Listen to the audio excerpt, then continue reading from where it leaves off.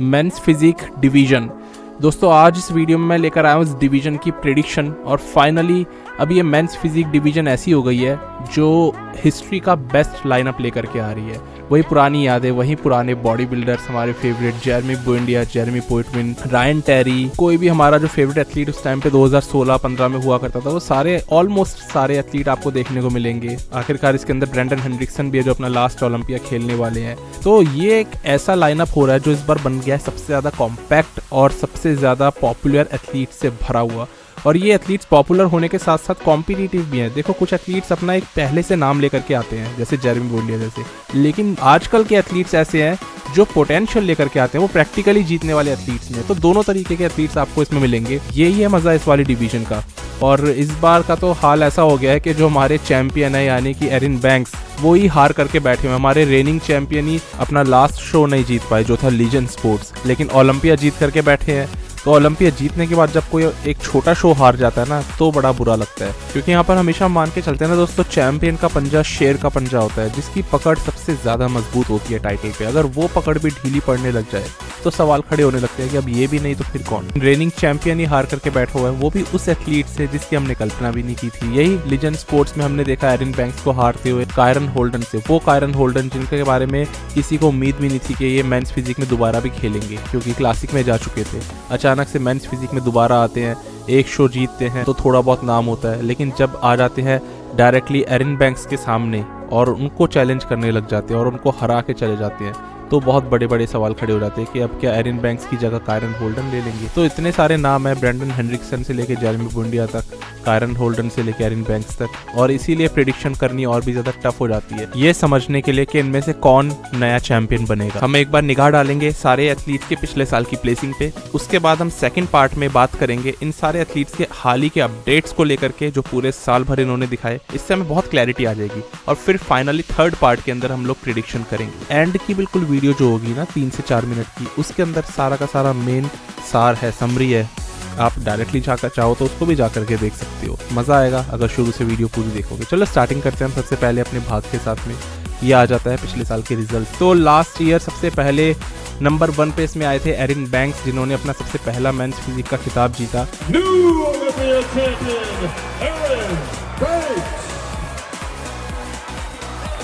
और यहाँ पर सेकंड नंबर पर पहुँचा दिया था ब्रेंडन हेनरिक्सन को। मैंने प्रेडिक्शन भी कुछ ऐसी ही करी थी कि ये होगा, और वो एक तुक्के वाली बात होती है, प्रेडिक्शन तो तुक्का मेरा तब फिट हो गया था।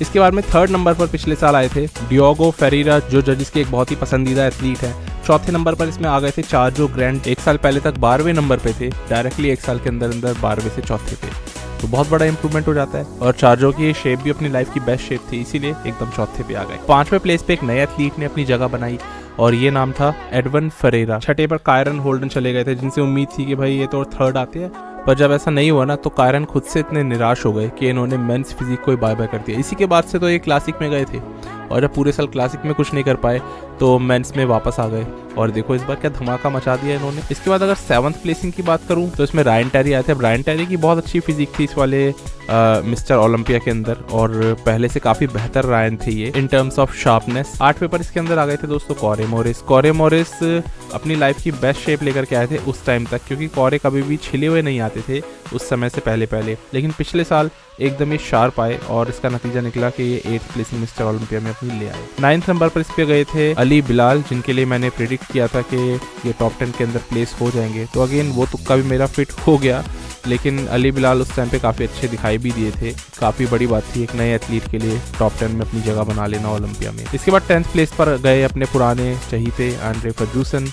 आंद्रे की लाइफ की one of the worst physique थी और इसलिए इनकी वर्स्ट प्लेसिंग लग गई। मतलब आप समझ के चलो एक नया एथलीट अली बिलाल जैसा भी आंद्रे फर्ग्यूसन को हरा के जा रहा है। तो यहाँ तक इतने ही रिजल्ट्स थे। इसके बाद वाले जितने भी एथलीट्स हैं, कुछ नामी एथलीट्स हैं, नाम ले लेता हूँ।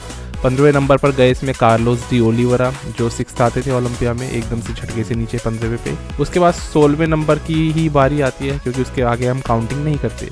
तो 16वें पर अहमद शौकरी गए, जो काफ़ी बड़े बल्कि एथलीट है, लेकिन हमेशा ही पीछे रहते हैं बिकॉज प्रपोर्शंस उतने अच्छे नहीं है और कभी भी कंडीशन नहीं आते। यही 16वें नंबर पर भुवन चौहान भी गए, इंडिया की आन बान शान। उसके बाद से इस नंबर ने इनकी जितनी प्लेसिंग को डुबोया उससे ज़्यादा इनकी एक इमेज को भी ख़राब करा, और उसके बाद से बिटरनेस काफ़ी बढ़ गई फैंस के अंदर भुवन चौहान को लेकर के। इसके बाद दोस्तों कोई ज़्यादा फेमस नाम नहीं है, फर्कनर हैं इसमें, ये भी 16वें पे थे, और स्टीवन काओ बिल्कुल एंड के 16वें नंबर पर आए। तो सारे ये बहुत ही नीचे के एथलीट्स हैं। भुवन चौहान, स्टीवन काओ, अहमद शौकरी, ये वो एथलीट्स नहीं है जो ओलंपिया को रिप्रेजेंट करते हैं। ओलंपिया को रिप्रेजेंट हमेशा की मैं जैसी बात बोलता हूँ उसके टॉप लीडर्स ही करते हैं। लेकिन उससे पहले ये तो बताता हूँ इस साल एथलीट्स कितने आ रहे हैं। दोस्तों इस साल 47 मेंस फिजिक एथलीट्स क्वालिफाइड है ओलंपिया के लिए। पिछली बार ये नंबर था 72 का, और ये सबसे बड़ा नंबर पिछले साल अचीव करा था इस डिवीजन में, क्योंकि पिछले साल तो हालत ऐसी थी, ना सिर्फ मेंस फिजिक, हर एक डिवीजन में ओलंपिया वालों ने कहा था कि आ जाओ, जितने एथलीट्स आ सकते हो। प्रो शो खुला करवा रहे हैं ताकि ओलंपिया में भीड़ जमा कर सके, और सही में स्पेक्टेटर्स इतने बोर हुए थे जिसकी कोई हद नहीं थी। क्लोज टू 400 कॉम्पिटिटर्स क्वालिफाइड थे सारी डिवीजन्स के मिला करके।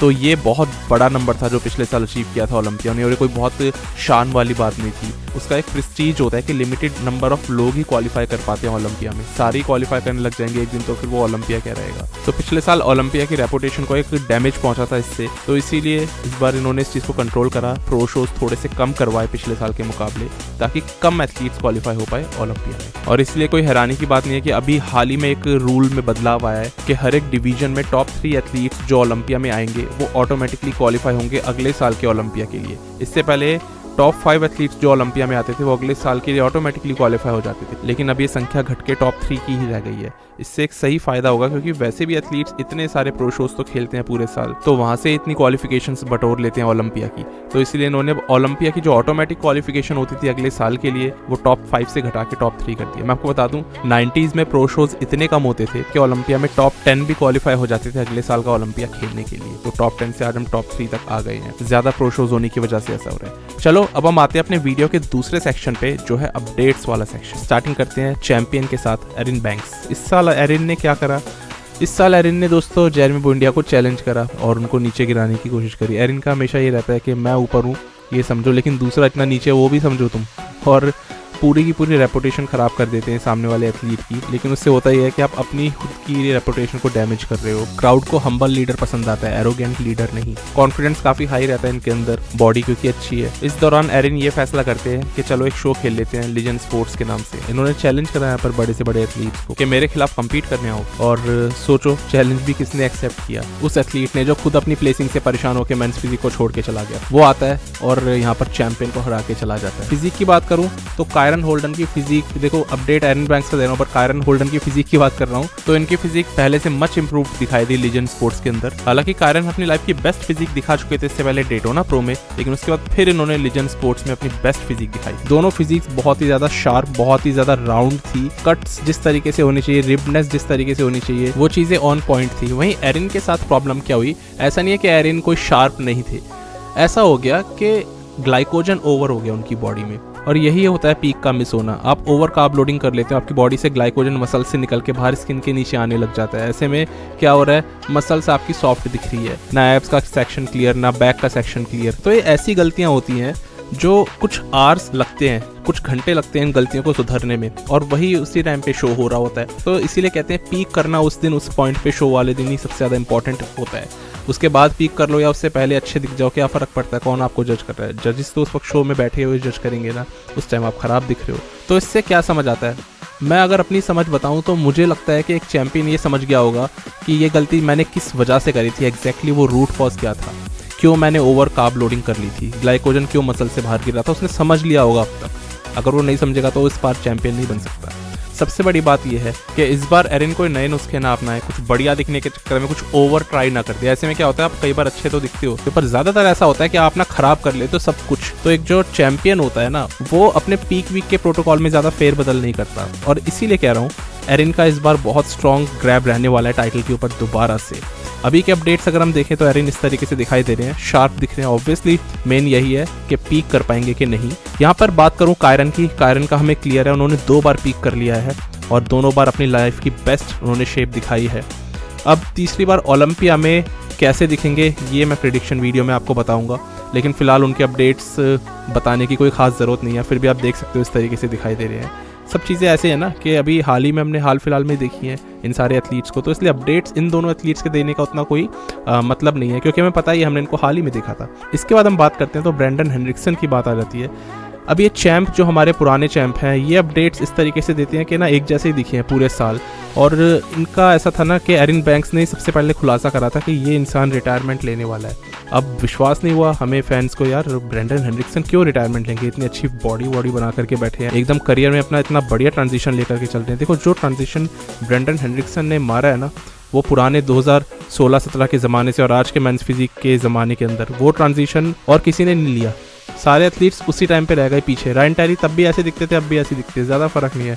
आंड्रे फर्ग्यूसन को देख लो, 2018 में ज़्यादा अच्छे दिखते थे, आज देख लो कैसे दिखते हैं। जेरेमी पोर्टविन पहले भी जैसे दिखते थे वैसे भी आज ही दिखते हैं। तो एथलीट्स पहले के जो थे ना पुराने ज़माने के, वो कुछ खास इंप्रूव नहीं हुए हैं, वहीं की वहीं उसी ज़माने में रह गए, थोड़ा बहुत इंप्रूव हुए हैं। ऐसा एथलीट आपको नहीं मिलेगा जो पास्ट से प्रेजेंट में खुद को खींच के लाया है और अपने आप को इस ज़माने के हिसाब से ढाला है। ये चीज़ सिर्फ और सिर्फ ब्रेंडन हेनरिक्सन ने ही करी, अगर आप गौर करोगे। आज के एथलीट्स के बीच में पूरे तरीके से खड़े होते हैं, जीतते हैं, टाइटल में पकड़ के बना के इतने अच्छे से रखे हुए कि टॉप 2 में तो प्लेस होते ही होते हैं। ये बहुत बड़ी बात है। ये मैं पूरे विश्वास के साथ इसलिए कह सकता हूँ कि ब्रेंडन हेनरिक्सन एक सबसे ज़्यादा अंडररेटेड मेंस फिजिक एथलीट है। टैलेंट है, स्किल्स हैं, लेकिन लोग बात जेरेमी की करते हैं या रायन टेरी की ज़्यादा कर लेते हैं या फिर अभी एरिन बैंक्स की। देखते हैं ये और इनके कोच क्या इस बार कमाल करते हैं, क्योंकि इनके कोच ने भी बहुत बढ़िया इनकी फिजिक, जब से नील हिल के अंडर आए हैं तब से इनके कोच ने इनकी फिजिक पूरी बदल के रख दी है। कई लोग कहते थे कि नए नए आए हैं, एकदम से 10 दिन पहले ओलंपिया से पहले जब आए थे ना, तो 10 दिन पहले इन्होंने नील हिल को ज्वाइन करा था। ये बात है 2020 की।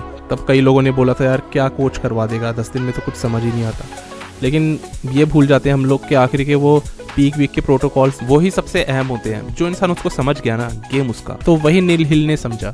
एक बारी में तुक्का लग सकता है पहले साल, दूसरे साल तुक्का लग सकता है, तीसरे साल तुक्का नहीं लग सकता। और कंसिस्टेंटली नील हिल ने जब से ब्रेंडन हेनरिक्सन को अपने अंडर लिया है, लगातार ये एथलीट छिला हुआ आया है, हमेशा पीक करके आया है, कभी पीक मिस नहीं करी। बल्कि पिछले साल जब ब्रेंडन हेनरिक्सन हारे हैं तब सबसे अच्छे दिखे थे अपने करियर में। हार जीत तो अपने हाथ में नहीं है, लेकिन सही में जब भी हेनरिक्सन स्टेज पे उतरते हैं तो अपनी कंसिस्टेंसी, अपनी परफॉर्मेंस से तो कहर ढा देते हैं।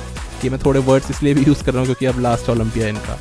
इस बार देखते हैं इन दोनों का क्या प्लान है, नील और ब्रेंडन का, क्या इस बार नया चेंज लेकर आते हैं अपनी बॉडी में। यहाँ पर अभी के अपडेट्स आप देख सकते हो, कुछ खास इंप्रेसिव नहीं है। मेन स्टेज पे कैसे दिखते हैं उसी से हम मतलब है। इसके बाद अगले एथलीट पे चलते हैं। डियोगो की बात आ जाती है। डियोगो ने पिछले साल 3rd प्लेसिंग लिया और उससे पिछले साल भी इन्होंने 3rd प्लेसिंग ओलंपिया में लिया था। तो ये भी कोई तुक्के वाली बात नहीं है कि लगातार 2 साल तक ये 3rd आ रहे हैं। तो इनकी फिजिक भी बहुत खतरनाक लगती है जजेस को। एब्स का सेक्शन उतना अच्छा नहीं है, लेकिन ओवरऑल जो उनको चाहिए ना वो ये लेकर के आ रहे हैं स्टेज पे। तो अभी इनका ऐसा अपडेट आपको दिखाई देगा। इस बार भी देखते हैं कहाँ प्रेडिक्ट मैं इनको करने वाला हूँ और कहाँ पर ये प्लेस होने वाले हैं। इसके बाद अगला अपडेट आता है दोस्तों चार्जो ग्रैंड का। चार्जो ने पिछले साल 4th प्लेसिंग ली। ओमार के साथ में ट्रेनिंग करते हैं, ओमार वेंचुरा।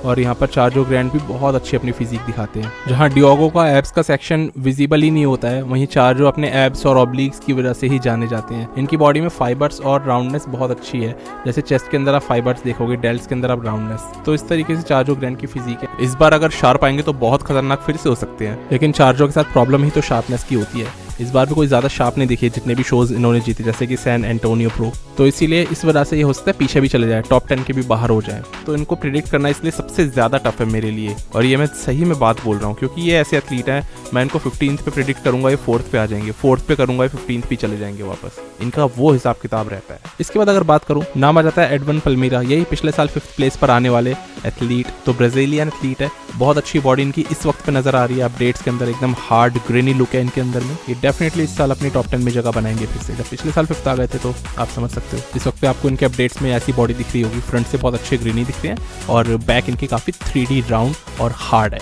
तो कंप्लीट फिजिक ऑलमोस्ट कह सकते हैं। इसके बाद अगले एथलीट रायन टेरी। रायन ने कम्पीट किया था इस बार पिट्सबर्ग में और कॉरे मॉरिस से हार गए थे। इसके बाद ये खेलते हैं अगले हफ्ते न्यूयॉर्क, और न्यूयॉर्क को जीत करके ओलंपिक की क्वालिफिकेशन अचीव कर लेते हैं। रायन की फिजिक अभी इस टाइम पे ऐसी दिखाई दे रही है, हालांकि फिजिक अब थोड़ी सी एजिड लगने लग गई, क्योंकि इनका जो एब्स का सेक्शन है ना, वहाँ पर अब थोड़ा सा ना वो स्किन थोड़ी लूज दिखने लग गई है। लोअर एब के एक सेक्शन में वो स्किन अब ऐसी लगती है जैसे कि टाइम हो गया कम्पीट करते हुए। और रायन टेरी के अंदर मेन है बैक के अंदर कोई इंप्रूवमेंट नहीं है जब से हम इनको कम्पीट करते हुए देख रहे हैं। थोड़ा बहुत अब बॉडी के अंदर क्या है कि हार्डनेस आने लग गई, जैसे कि डेल्ट्स के अंदर आपको हार्डनेस दिखेगी, लेकिन बॉडी आउटस्टैंड नहीं करती। और आज के चैंपियंस को आउटवर्क नहीं कर पा रही। फिलहाल इनकी फिजिक आपको ऐसी दिखेगी, इनके लेग्स में आपको क्रॉस ट्राइशन दिखेगी, एक बैलेंस्ड फिजिक है रायन की, और शोल्डर्स में हमेशा जो फाइबर दिखते हैं ना, ऐसा लगता है कि रायन टेरी से ज़्यादा इंप्रेसिव तो कोई एथलीट हो ही नहीं सकता। अपने अपडेट्स में लीडिंग टू द ओलंपिया ये सबसे ज़्यादा इंप्रेसिव एथलीट लगते हैं मुझे। और ये लास्ट फोटो भी फिलीत के साथ में, ऐसा लग रहा है रायन टेरी इस बार सबको ही खा जाने वाले हैं। तो रायन टेरी को अगर डालना हो ना, मैं एक इंस्टाग्राम एथलीट के तौर पे ज़्यादा उनको रखूंगा। वैसे भी वो एक सोशल मीडिया सेलिब्रिटी के तौर पे ज़्यादा जाने गए हैं, क्योंकि रायन की फोटोग्राफ्स ऐसी आती है कि वो सबसे ज़्यादा अच्छे लगते हैं। फाइबर से भरी हुई है इस वक्त उनकी चेस्ट, उनके डेल्स, उनकी बॉडी का एक एक अंग मतलब एक एक मसल। तो इसलिए इस बार के रायन टेरी मुझे सबसे ज़्यादा थिक लग रहे हैं। अगर मैं बात करूँ ना, तो थिकनेस बढ़िया इनकी बॉडी में, एटलीस्ट ये पिक्चर्स ये बता रही है। रियलिटी बताएंगे ये स्टेज पे। फिलहाल इनकी दोबारा अभी बात करने वाला हूँ मैं प्रेडिक्शन में। अब हम बात करते हैं अगले एथलीट कॉरे मॉरिस। तो कॉरे मॉरिस ने पिछले साल से छिलना शुरू कर दिया था, यानी कि श्रेडेड आना शुरू कर दिया था। अब इस साल इन्होंने जितने भी शोज खेले हैं ना, उसमें से 2 शोज जीत करके बैठे हैं और दोनों के अंदर बहुत अच्छे दिखे, स्पेशली पिट्सबर्ग में। इस बार जिस तरीके की फिजिक कॉरे लेकर आ रहे हैं ना, इनकी बॉडी अब ना पता है सिर्फ कंडीशन नहीं हो रही है, इनकी बॉडी ना रिफाइनमेंट पहले से ज्यादा पकड़ने लग गई है, क्योंकि छिले हुए पिछले साल से आना शुरू कर चुके थे। लेकिन इस बार क्या हो रहा है, मसल का एक एक फाइबर अब ज्यादा निखर रहा है। ये होती है रिफाइनमेंट का बढ़ जाना। जैसे कि लेट्स से कॉरे अभी पिट्सबर्ग में जब जीते थे, इनकी बैक के अंदर आपको छोटे छोटे से फाइबर्स दिखेंगे जो पहले उतने विजिबल नहीं थे। कॉरे इसलिए बन जाते हैं और डेंजरस इस साल। देखो पिछले साल आ गए थे 8th ओलंपिया में, लेकिन मेहनत करनी पड़ेगी इस साल ओलंपिया में टॉप 8 के अंदर भी आने के लिए, क्योंकि एथलीट्स की संख्या बढ़ चुकी है। तो कॉरे को छिला हुआ तो फिर आना ही आना पड़ेगा, आराम से बैठने से काम नहीं चलेगा। अगले एथलीट की अगर बात करूं, इसमें नाम आ जाता है अली बिलाल। अली बिलाल का साल पिछले साल जैसा गया था ना, दे दनादन शोज पे शोज और सारे के सारे जीत रहे थे। इस बार का साल इस तरीके से नहीं जा रहा है। ज्यादातर शोज तो ये हार करके बैठे हैं, सिर्फ एक ही शो ये जीत पाए थे अभी, जो उन्होंने रिसेंटली जीता था।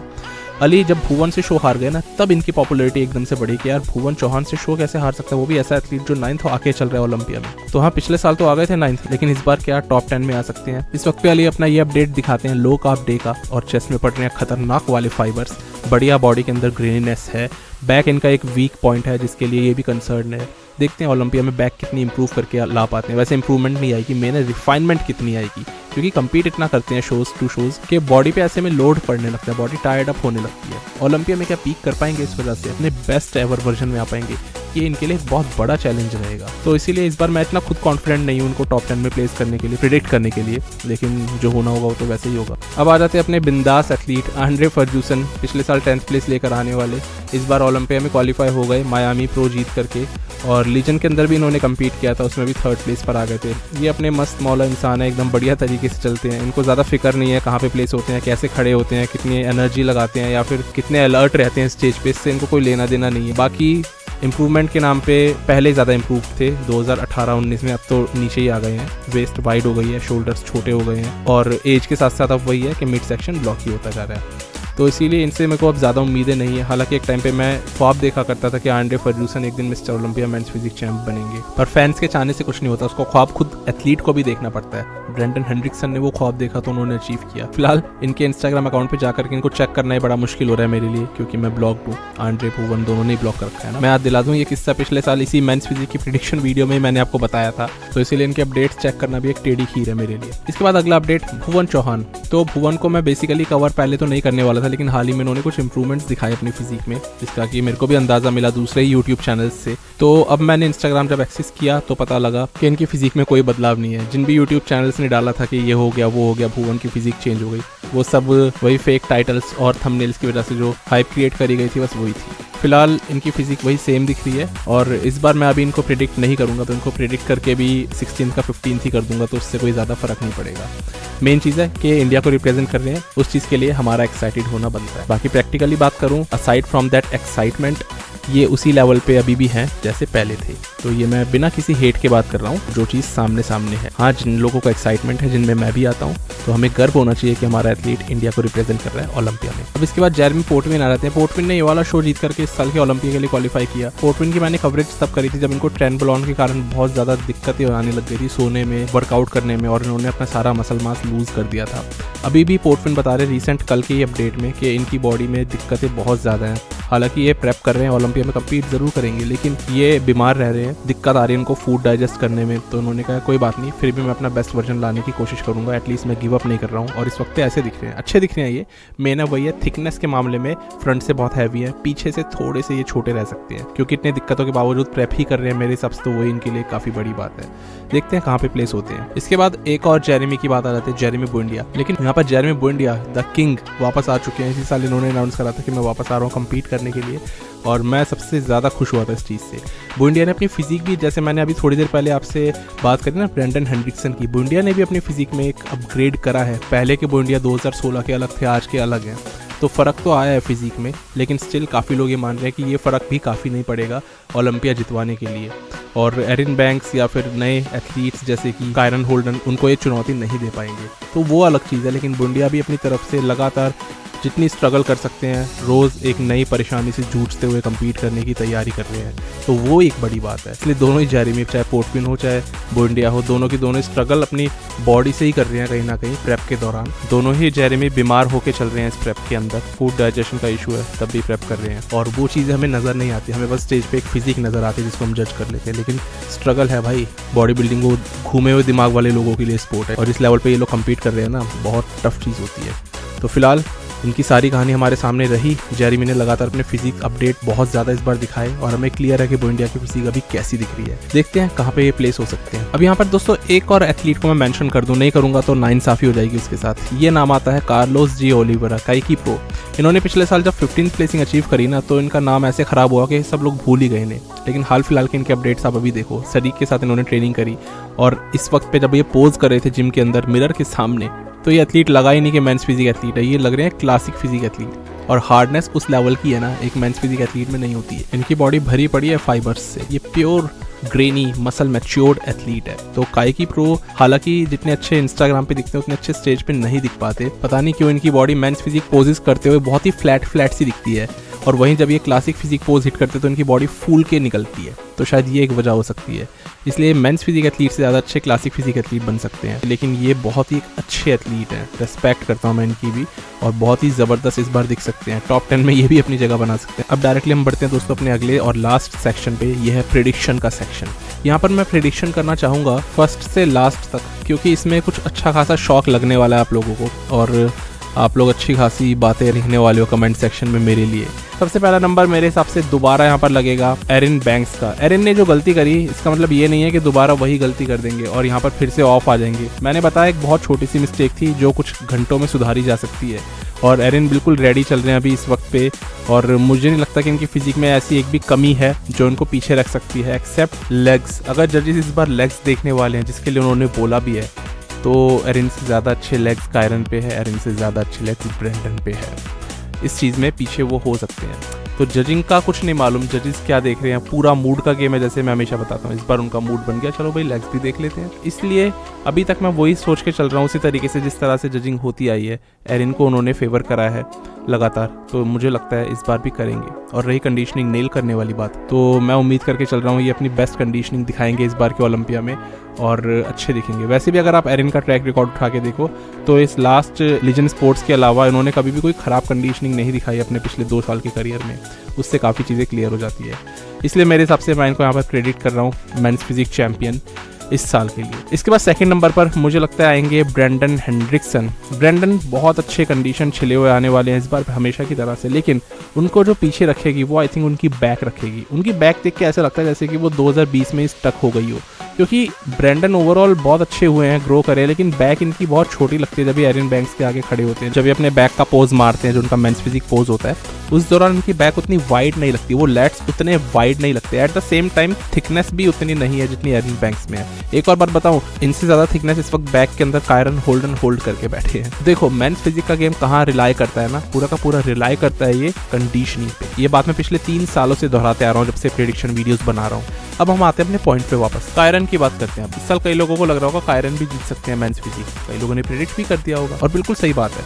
यहाँ पर ब्रेंडन भी जीत सकते हैं और वापस से एरिन बैंक्स भी जीत सकते हैं।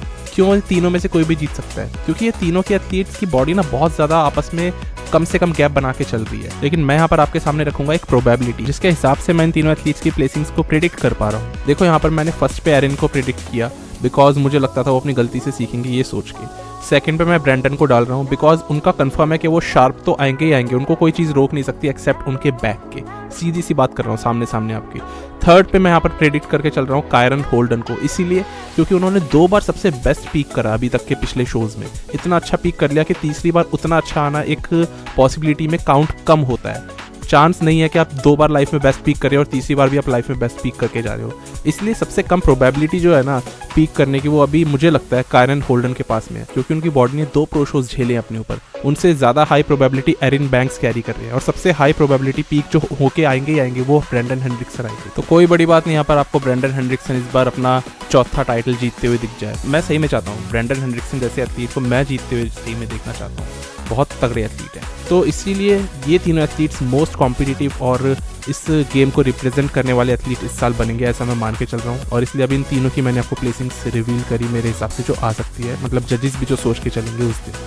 तो यहाँ पर थर्ड पे मैं कायरन होल्डन को इस वक्त के लिए डालता हूँ, सेकंड पे ब्रेंडन, फर्स्ट पे एरिन। फोर्थ प्लेसिंग की अगर बात करूँ यहाँ पर डियोगो लग सकते हैं, क्योंकि डियोगो इतने ज़्यादा कंसिस्टेंट रहे हैं। पिछले साल भी उन्होंने कायरन को हराया था और उससे पिछले साल भी हराया था। डियोगो थर्ड आते हैं आमतौर पे, लेकिन इस साल कायरन के इंप्रूवमेंट्स देखते हुए मैंने डियोगो को पीछे फोर्थ पे डाल दिया। नहीं तो अभी भी कोई बड़ी बात नहीं, मैं डियोगो को अभी भी थर्ड पे डाल सकता था, क्योंकि इनके पास ट्रैक रिकॉर्ड्स बोलते हैं। डियोगो फोर्थ, इसके बाद फिफ्थ नंबर। तो यहाँ पर नाम आएगा 2 एथलीट्स का, रायन टेरी और एडवन। रायन टेरी क्यों? हाल ही में इन्होंने फिलिस के साथ में फोटो शूट किया था और फिल ने ना एक कमेंट लिखा था इनके उस वाले पिक्चर के नीचे जिसमें कि रायन बहुत ज़्यादा थिक लग रहे थे। उन्होंने लिखा था कि अमेजिंग। फिल ने जब जिस एथलीट के लिए कुछ बोला है ना वो उसको खुश करने के लिए नहीं बोला, और ये हमने पहले भी देखा है। डेक्स्टर जैक्सन के लिए एक टाइम पे 2019 में बोला था फिल ने कि ये बहुत खतरनाक हो चुके हैं, और उस टाइम पे डेक्स्टर आर्नोल्ड में सेकंड आए थे जब ग्रैमी को भी हरा दिया था, और उसके बाद में अपना लास्ट प्रो शो जीता। तो जब वो किसी एथलीट के लिए कुछ बोलते हैं ना, मैंने कई बार ये चीज़ देखी है, वो सीरियसली बोलते हैं। रायन टेरी इस बार लग रहे हैं सही में अच्छे, और मुझे उम्मीद है कि वो अभी तक के one of the best Ryan Terry बन के आएंगे। सेम टाइम पे अगर बात करूँ एडवन की, पिछले साल जो 5th आए थे, इस बार बहुत ज़्यादा और पहले से ज़्यादा थिक हो चुके हैं। साथ ही साथ पिछले साल 88 kg पे इन्होंने ओलंपिया में कम्पीट किया, इस साल 96 किलो के अभी हो चुके हैं। ये हार्डनेस इनकी आपको दिख रही होगी अभी रिसेंट अपडेट्स में, खासतौर से जो 13 अक्टूबर वाला अपडेट है। ये बहुत ज़्यादा खतरनाक, पता है कहाँ बैठेंगे? रायन टेरी के आगे बैक में। इनके पास जो बैक है ना, टेरी अभी भी वो वाली बैक नहीं ला पा रहे हैं, वो अभी भी वहीं पर ही हल्के पड़ेंगे। फ्रंट बॉडी की अगर बात करूँ तो भी एडवन के एब्स अब बहुत इम्प्रूव्ड है पहले से, और पोज करने का तरीका इनको पहले से बेहतर पता है। ओलंपिक में पिछले साल अजीब तरीके से थोड़ा पोज कर रहे थे, इस साल इन्होंने अपना तरीका भी सुधार लिया। ऐसे में एडवन रायन टेरी को हरा सकते हैं। मेनली वही है, अगर रायन ऑफ आ गए तब तो कोई कहानी नहीं है, फिर तो रायन टेरी भी टॉप 10 के बाहर जा सकते हैं। लेकिन अगर रायन टेरी एकदम ऑन पॉइंट फील्ड श्रेडिड आ गए ना, तो वो एडवन को अच्छी खासी टक्कर देंगे, लेकिन स्टिल मुझे लगता है हार जाएंगे बैक में। इसलिए यहाँ पर 5th प्लेस मैं प्रेडिक्ट कर रहा हूँ एडवन का फिर से, और रायन उस हिसाब से 6th आएंगे। 7th नंबर मुझे लगता है लगेगा कॉरे मोरेस का। कॉरे मोरेस बहुत अच्छे एथलीट है, लेकिन इस साल कम्पीट काफ़ी बार कर चुके हैं।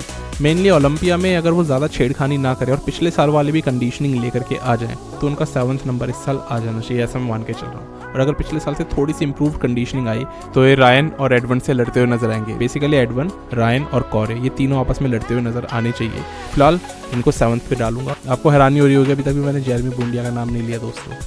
हाँ, तो अब अगला स्पॉट यहाँ पर आता है 8th, और यहाँ पर फाइनली मैं प्रेडिक्ट करूँगा सिडी पोको। सिडी इस बार जिस तरीके से चमके है ना, उनकी फिजिक पीछे से बहुत तगड़ी है, उनकी बैक बहुत ज़्यादा स्ट्रॉन्ग है, उनके एब्स आगे की तरफ से बहुत स्ट्रॉन्ग दिखते हैं, मतलब एब्स तो आगे की तरफ से ही दिखते हैं, लेकिन उनके शोल्डर्स, उनके आर्म्स का एरिया वीक है। पर सिडी लगातार कंसिस्टेंटली यहाँ पर हराते आए हैं अच्छे खासे एथलीट्स को। इसके बाद अगर 9th प्लेसिंग की बात करूँ तो 9th प्लेसिंग पिछले साल जहाँ मैंने अली बिलाल को दिया था, इस साल वो प्लेसिंग मैं प्रेडिक्ट करता हूँ यहाँ पर हमारे पुराने रेनिंग चैम्प जेरेमी बुंडिया के लिए। हाँ, मुझे लगता है जेरेमी इस साल 9th 8th के आसपास यहीं कहीं आएंगे, इतना पीछे आएंगे, और सेकंड कॉल आउट के अंदर अपनी जगह बना पाएंगे। ये फर्स्ट कॉल आउट में सेलेक्ट भी नहीं हो पाएंगे। इसका रीज़न जेरेमी की इनकन्सिस्टेंसी। ये सारे एथलीट्स जो पिछले जेरेमी के 4-5 साल गायब होने के बाद से लगातार कम्पीट कर रहे हैं, वो कोई कच्चे खिलाड़ी नहीं रहे अब, और वो बहुत ज़्यादा बड़े हो गए, वो बच्चे अब बहुत मैच्योर हो चुके हैं। इसीलिए यहाँ पर ब्रेंडन हेंड्रिक्सन या रायन टेरी भी इवन जो भी मतलब पहले से लगातार कम्पीट कर रहा है, वो आज सारे लोग ज़्यादा डेंजरस है जेरेमी बुंडिया से। उनको पता है पीक कैसे करना है स्टेज पे, उनको पता है क्या चीज़ स्ट्रॉन्ग करके लानी है। अब जेरेमी के पास में कई वीक पॉइंट्स आज के डेट में है जो अब दिखाई देते हैं, पहले नहीं दिखते थे। सबसे पहले उनका वो बॉक्स से मिड सेक्शन, एक लंबा टॉर्सो, जो आपको तब दिखाई नहीं देगा जब वो इंस्टाग्राम पे अपनी फुटेज डालते हैं। हालांकि अभी उन्होंने ये जो अपडेट डाला इसके अंदर आपको बहुत स्मॉल इनका मिड सेक्शन दिख रहा होगा, बिकॉज कैमरा बिल्कुल चेस्ट के पास में प्लेस है, तो चेस्ट में फाइबर्स दिख रहे हैं, चेस्ट में थिकनेस दिख रही है, लेकिन वेस्ट छोटी दिख रही है। पर स्टेज पे ऐसा नहीं होने वाला, स्टेज पे सारी चीज़ें एक्सपोज रहेंगी। तो पहली बात, उनके एब्स उतने गहरे नहीं है, सबसे मेन वही है, लंबा मिड सेक्शन है। और उसके बाद में जब वो पोज मारते तो ऑब्लिक्स उनके नहीं दिखते हैं। ये तो फ्रंट बॉडी हो गई। और पीछे की अगर बैक की बात करूँ तो बैक में वो साइज़, वो थिकनेस नहीं है, उनसे ज़्यादा थिकनेस सीडी के अंदर में है। अब देखो दोस्तों, Jeremy one of my favourite, बल्कि दी मोस्ट फेवरेट एथलीट है मेरे मेंस फिजिक में। लेकिन मैं बायस्ड नहीं हूँ कि उनको फर्स्ट नंबर पे प्रेडिक्ट कर दूंगा। फेवरेट एथलीट है इसलिए क्योंकि जिस तरीके का उन्होंने ट्रांजिशन लिया है ना अपनी ज़िंदगी में, हाई देखे, लोज देखे, आज मैक्सिमम आउटपुट निकाल करके अपने शरीर से इस गेम में वापस आने की कोशिश कर रहे हैं। क्योंकि एक टाइम पे आपको याद होगा जेरेमी भी एरिन बैंक्स ही हुआ करते थे, उसी किस्म का घमंड था उनके अंदर, लेकिन आज वो चेंज है। ये वजह है कि मैं उनका फैन हूँ। खैर, मैं जानता हूँ जेरेमी के अंदर क्या कमी है, इस वजह से मैंने सीडी पो जैसे एथलीट को भी उनसे ऊपर रख दिया। बिकॉज आज जजेस देख रहे हैं अच्छा मिड सेक्शन, एब्स प्रोट्रूड होने चाहिए, बैक में थिकनेस होनी चाहिए। सीडी में वो जेरेमी से ज़्यादा बेहतर है, और ऊपर के एथलीट्स की तो मैं क्या ही बात करूँ। तो ये मेरा टेक है। आप लोगों का क्या टेक है बोइंडिया को लेकर के? हो सकता है किसी ने फर्स्ट पे भी रखा हो, किसी ने थर्ड, फिफ्थ, सेवंथ प्लेसिंग पे रखा हो। लिखना, अपना कमेंट ज़रूर करना। इसके बाद 10th प्लेस मेरे हिसाब से आ सकते हैं यहाँ पर कार्लोस डी ओलिवेरा। कार्लोस ऐसे एथलीट है जो शार्प तो आएंगे ही आएंगे, लेकिन फिर से वही है, राउंडनेस में कहीं ना कहीं मात खा जाएंगे। उनकी फ्लैट चेस्ट दिखेगी और उनकी बॉडी थोड़ी सी स्क्वायर बॉक्सी टाइप उनकी बॉडी दिखती, तो इसलिए उतना मज़ा नहीं आता उनको मेंस फिजिक के अंदर देखने में। लेकिन बहुत खतरनाक एथलीट है, कोई बड़ी बात नहीं है, कार्लोस और ऊपर भी प्लेस हो जाए, डिपेंड करता है किस तरीके से कटिंग करके आएंगे अपनी बॉडी की। यहाँ पर 11th प्लेस की बात करूँ तो यहाँ पर हमारे वही फेवरेट एथलीट आंड्रे फर्ग्यूसन आ सकते हैं इस बार। और आंड्रे इस बार अच्छे दिखाई दिए हमें, 2 शोज़ जो भी इन्होंने खेले। तो आंड्रे ओलंपिया में भी ठीक ठाक ही आएंगे, बिकॉज ओलंपिया में वो कभी अच्छे आते ही नहीं है, ठीक ठाक ही आते हैं, इसलिए आज तक कभी ओलंपिया नहीं जीत पाए। तो इस बार भी मुझे लगता है अपनी पीक वो मिस करते हुए हमें नज़र आएंगे, और बहुत एवरेज कंडीशनिंग के साथ में स्टेज पे नजर आएंगे। इसके बाद 12th प्लेस की बात करो तो यहाँ पर लग सकते हैं अगेन जेरेमी पोर्टविन वाले। उनको इतना पीछे इसलिए रखा है क्योंकि अब एथलीट्स काफ़ी सारे ऊपर के बहुत तगड़े हो चुके हैं।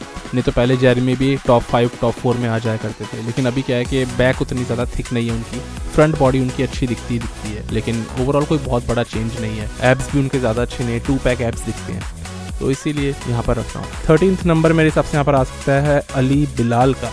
अली बिलाल फ्रंट से तो बहुत तगड़े दिखते हैं, बैक से बहुत वीक दिखते हैं, लेकिन अली के साथ प्रॉब्लम इस साल ये रही कि ये ओवरऑल बहुत ही सॉफ्ट दिखे। इनके एब्स भी उस तरीके से एकदम फुल नहीं आ रहे थे जैसे कि हमने पिछले साल देखा। नतीजा इनकी बॉडी बहुत टायर्ड है, इसीलिए इस तरीके के रिजल्ट्स प्रोड्यूस कर रही है। फ्लैट ज़्यादा दिखाई दे रही है और उतना ज़्यादा अली हार्ड नहीं दिख रहे पिछले साल की तरह, तो इसलिए अभी 13th पे। 14th की बात करूँ, 14th पे मेरे हिसाब से चार्जो ग्रैंट आ सकते हैं। पिछले साल 4th प्लेस पे आने वाले एथलीट को इस साल मैं 14th पे प्रेडिक्ट करके चल रहा हूँ। क्यों? क्योंकि इस साल इन्होंने किसी भी शो में कम्पीट जहाँ करा है, हालांकि जीत भी गए, लेकिन उन शोज में ये बिल्कुल भी शार्प नजर नहीं आए। इनको कंडीशनिंग नेल करने में दिक्कत होती है। ऐसे एथलीट पे मैं ट्रस्ट नहीं करूंगा ओलंपिया में कि वो बेस्ट आएगा, तो इसलिए इनकंसिस्टेंट होने की वजह से पहले भी ये 14th 15th ही आया करते थे, इसलिए मैं इनको दोबारा से यहाँ पे डाल दे रहा हूँ। तो मेंस फिजिक एथलीट वही कंसिस्टेंसी इनकी होती है, इनकी शार्पनेस पे डिपेंड पूरी तरह से। अगर यही 4 जो शार्प आ जाए तो आ जाएंगे अभी टॉप 5 में भी, लेकिन फिलहाल 14th। इसके बाद 15th की अगर बात करूं तो काफ़ी सारे एथलीट्स के नाम आते हैं इसमें, जैसे बैंकविल हो गए या फिर डैनियल एमंस हो गए। इनमें से मुझे लगता है एक कोई 15th पे आ जाएगा, मान के चलो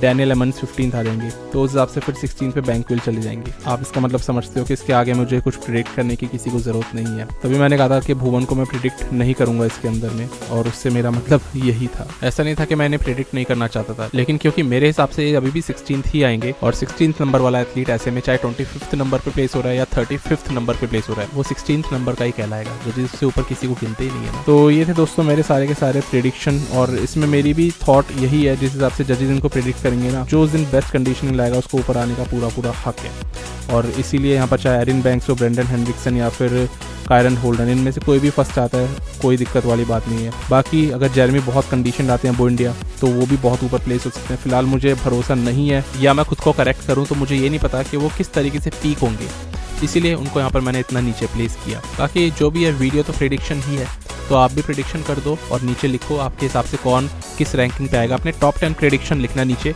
मैं सबके कमेंट्स पढ़ूंगा और लाइक भी करने की कोशिश करूंगा, क्योंकि सबके अपने अपने थॉट्स है और मैं सबके थॉट्स की रिस्पेक्ट करता हूँ। कुछ भी ठीक हो सकता है जब तक कि हमें सामने सामने ये सारे एथलीट्स एक साथ स्टेज पे खड़े हुए नहीं दिखते। तो इसीलिए आप नीचे लिखो, मैं सबके कमेंट्स पढ़ूंगा, देखते हैं आप लोगों की अपनी क्या प्रेडिक्शन रहती है। बस दोस्तों अभी के लिए इतना ही, और हाँ बहुत जल्दी आने वाली है क्लासिक फिजिक की प्रेडिक्शन वीडियो। तो उसमें मिलते हैं। तब तक के लिए स्टे ट्यून, गुड बाय, शुक्रिया।